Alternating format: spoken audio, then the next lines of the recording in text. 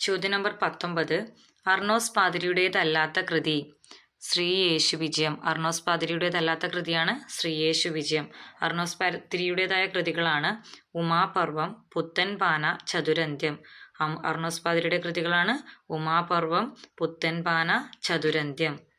ചോദ്യം നമ്പർ 20. നന്നല്ല അങ്ങാടികൾ ആരുടെ കവിത? K G Sankara Pillai. നന്നല്ല അങ്ങാടികൾ കെ ജി ശങ്കരപ്പിള്ളയുടെ കവിതകളാണ്. 21ാമത്തെ ചോദ്യം ഡിലീറ്റ് ചെയ്യപ്പെട്ട ചോദ്യമാണ്. ചോദ്യം നമ്പർ 22. വിശിഷ്ടമായ പദരചനയാണ് രീതി എന്ന് പറഞ്ഞത് വാമനൻ. വിശിഷ്ടമായ പദരചനയാണ് രീതി എന്ന് പറഞ്ഞത് വാമനൻ.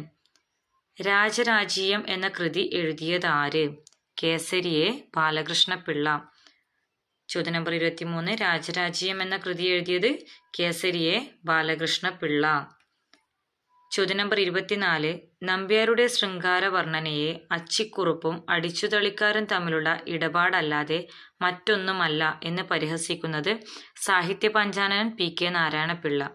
നമ്പ്യാരുടെ ശൃംഗാര വർണ്ണനയെ അച്ചിക്കുറുപ്പും അടിച്ചുതളിക്കാരും തമ്മിലുള്ള ഇടപാടല്ലാതെ മറ്റൊന്നുമല്ല എന്ന് പരിഹസിക്കുന്നത് സാഹിത്യ പഞ്ചാനനൻ പി കെ നാരായണപിള്ള.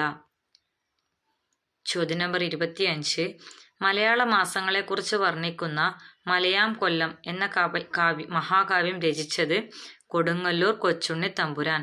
മലയാള മാസങ്ങളെക്കുറിച്ച് വർണ്ണിക്കുന്ന മലയാം കൊല്ലം എന്ന മഹാകാവ്യം രചിച്ചത് കൊടുങ്ങല്ലൂർ കൊച്ചുണ്ണി തമ്പുരാൻ. ചോദ്യം നമ്പർ 26. പുതിയൊരു നാമം സൃഷ്ടിക്കാൻ വേണ്ടി ക്രിയയോട് ചേർക്കുന്ന പ്രത്യയം കൃത്ത്. പുതിയൊരു നാമം സൃഷ്ടിക്കുവാൻ വേണ്ടി ക്രിയയോട് ചേർക്കുന്ന പ്രത്യയം കൃത്ത്. ചോദ്യം നമ്പർ 27.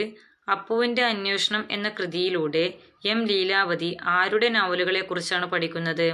സി രാധാകൃഷ്ണന്റെ നോവലുകളെ കുറിച്ചാണ് അപ്പുവിൻ്റെ അന്വേഷണം എന്ന കൃതിയിലൂടെ എം ലീലാവതി പഠിക്കുന്നത്. ചോദ്യം നമ്പർ 28. ഒരു പദത്തിന് മറ്റു പദങ്ങളുമായി ബന്ധമുണ്ടാക്കുന്നതിന് വേണ്ടി നാമത്തിൽ ചേർക്കുന്ന പ്രത്യയം വിഭക്തി. ഒരു പദത്തിന് മറ്റു പദങ്ങളുമായി ബന്ധമുണ്ടാക്കുന്നതിന് വേണ്ടി നാമത്തിൽ ചേർക്കുന്ന പ്രത്യയം വിഭക്തി.